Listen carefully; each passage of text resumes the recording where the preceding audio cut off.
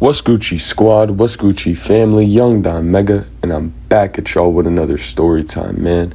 Much love for y'all for the support recently, bro. We almost at 300. We're gonna keep growing, and when we at 300, we're gonna be at 400 next. You feel me? Much love, family. Let's keep going up, and I hope y'all enjoy the story time. This starts off a day of me working at Subway.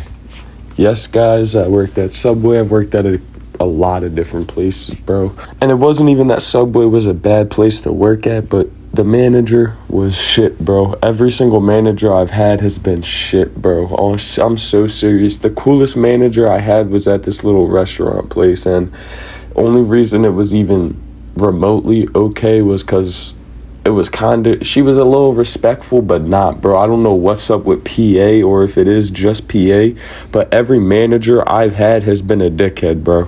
And I ain't even just saying that. I ain't one to cap about some shit like that, bro. Like, dead ass real. But this isn't about that. This is about Subway and how my boss wanted to steal me and a couple other of his employees' money, bro. So let's get straight into it. It started off with me working at Subway, like I told y'all, and so I'm coming into Subway for a day of work. And this day happens to land on where everyone gets paid at. So I arrive, I get my pay, and I start working for a little bit, you feel me? And throughout this whole time of working at Subway, every single time I work, there's at least 2 hours in total where you're sitting there doing nothing because it's dead sometimes. So we're allowed to just sit back and chill, be on our phone sometimes. And instead of doing that, we was looking over our checks, you feel me? Making sure we got all our bread. And I point something out and I'm like, yo, I'm not making all my money at all. Like, he did not give me all of my bread. Like, all my hours are not on this. Like, I'm getting stolen from crazily. Like, Buddy had at least 300 or 400 of my dollars still, like on some nut shit. So I'm telling the girl that too, that's next to me, looking at her pay. And then she looks at hers and she realizes that she doesn't have hours paid for on hers too. So he's stealing from her, me, and who the fuck knows what else, because we're the only ones on shift right now. So we're looking at this and figuring all this out like, oh, okay, so this bull is really trying to steal from us when we working our asses off, bro.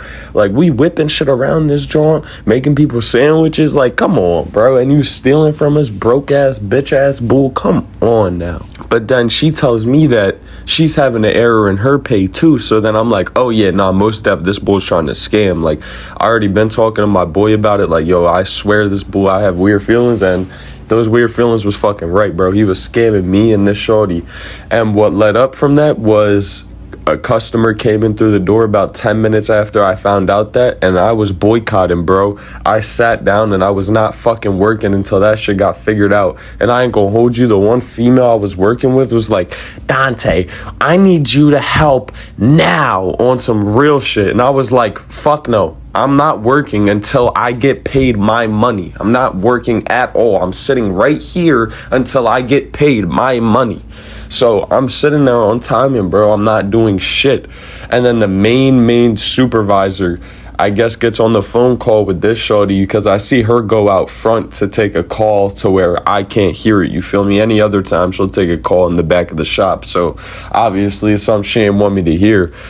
In my mind, I mean, I know for a fact she was on the mind with the supervisor, bro, outside talking about me, that I'm tweaking or some shit like that. Bitch, you're getting scammed too. That's the one thing I hate about females sometimes. They're always trying to call someone, get some help. Like, bro, that old hag is not doing nothing to make me move. She's part of that whole scandal. Like, what the fuck? And then she comes back inside talking about the shit, like, blah, blah, said you gotta work. I'm like, no. I'm not fucking working. And then eventually I get on the call with the supervisor, like 10-15 minutes of me sitting there after. She's like, you can't be, she's like, I understand what's happening, but you cannot be disrespectful to my girls.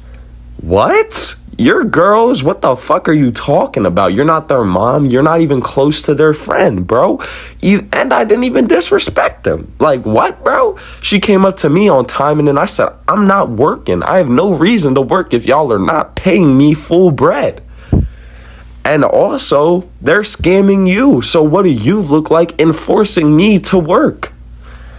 it was just a crazy situation overall. But I get on the phone with the supervisor, bro, and she's telling me I need to start working. She'll get it all figured out, but she needs me to start working or she's not even going to attempt to figure it out, blah, blah, blah. So, cool, I start working, man, blah, blah, boom, boom, boom. Yeah, an hour goes by, and I'm in that cash register, and I took a 20 out. Next day, I come to work, boom, cash register, took 40 out. Yeah, that's how it really started to get, because I'm going to get my get back. Fuck is you talking about? And then the next day, I come in, take another 20, and then I was like, all right, I got to chill. I'm not trying to get caught up doing this, even though they stealing from me. I don't give a fuck, bro. I'll use that shit as blackmail. So, no. But for real, bro, so I start taking my own payback. I'm getting close to what they owe me. So I stop. And then eventually I'm like, yo, I'm not going to keep getting fucking scammed. The next paycheck comes, they're still doing this bullshit. I'm like, yeah, no, I quit, bro. I'm done. I ended up quitting that shit. And then that girl that I was working with ended up quitting too, bro, because they were just scamming. Everybody we were working with on that shift quit except the manager. But yes, sirski, that was another story time, and much love, y'all. See you on the next one.